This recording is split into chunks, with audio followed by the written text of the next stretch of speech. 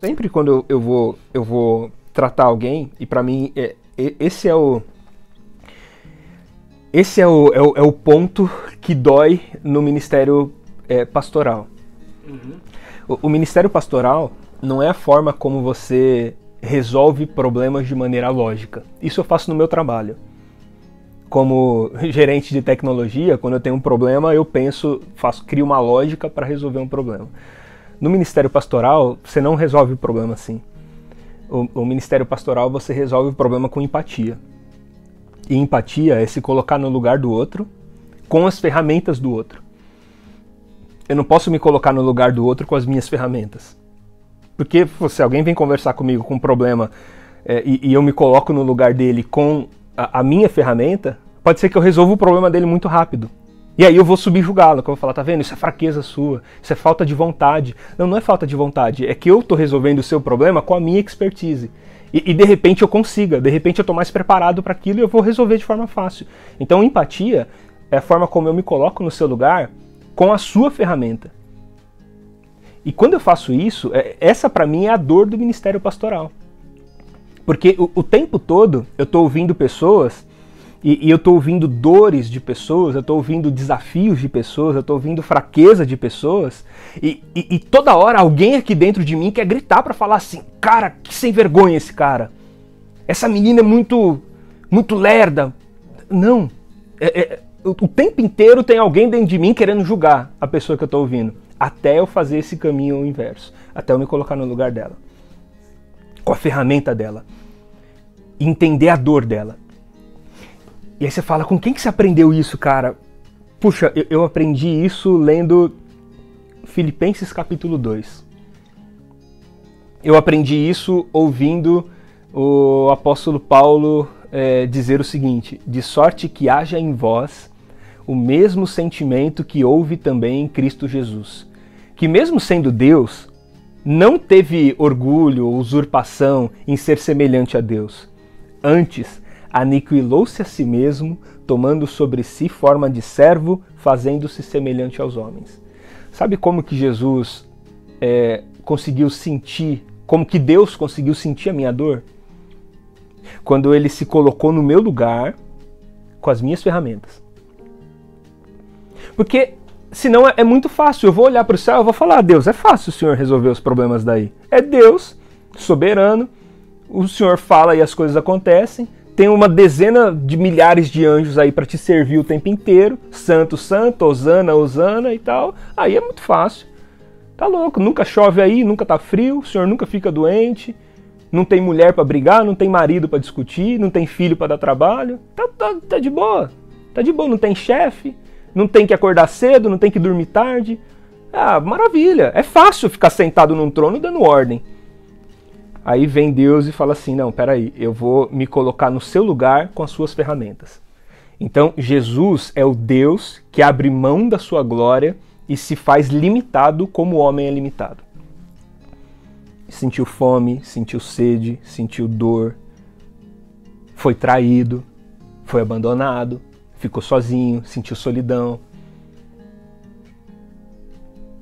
Jesus é a forma, é a melhor explicação para mim do que a empatia.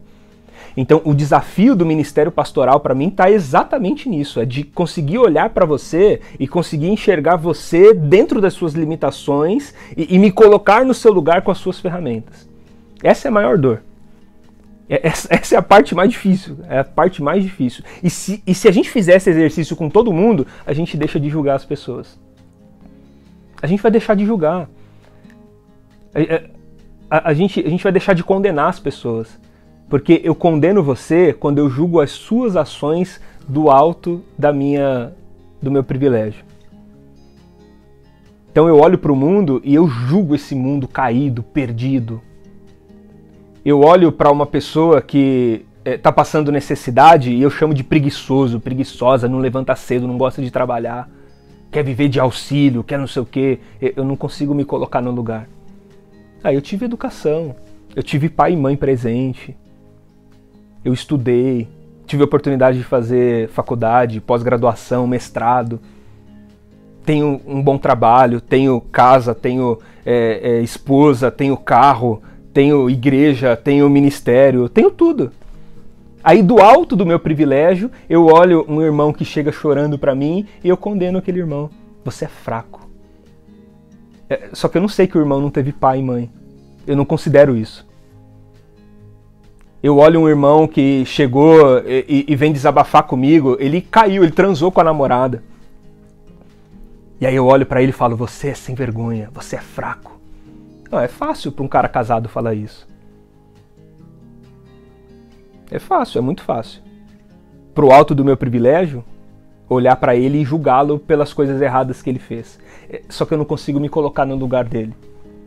Eu não consigo converter o meu coração a ele. Cara, esse pra mim é o maior desafio. Converter o seu coração para Jesus é uma coisa. Converter o seu coração para os irmãos é outra coisa. Converter o seu coração para Jesus é muito bom e muito fácil, porque Jesus te ama, Jesus cuida de você. Jesus não enche o teu saco. Jesus não te traz problema. Jesus te traz solução. Converter o coração para Jesus é maravilhoso. Converter o coração para o irmão é difícil. É difícil porque o irmão precisa de ajuda. O irmão tem fome, o irmão tem sede. E aí eu não estou falando só de comida e bebida, de pão e água. Eu estou falando que o irmão tem sede de propósito, de sentido. E quem é que vai oferecer isso? Quem que pode oferecer isso?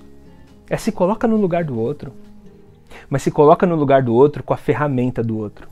Não julga ninguém do alto da sua posição. E para mim todos esses assuntos estão conectados. Quando a gente fala lá do Deus odeia o orgulho LGBTQIAP+, Deus odeia o orgulho.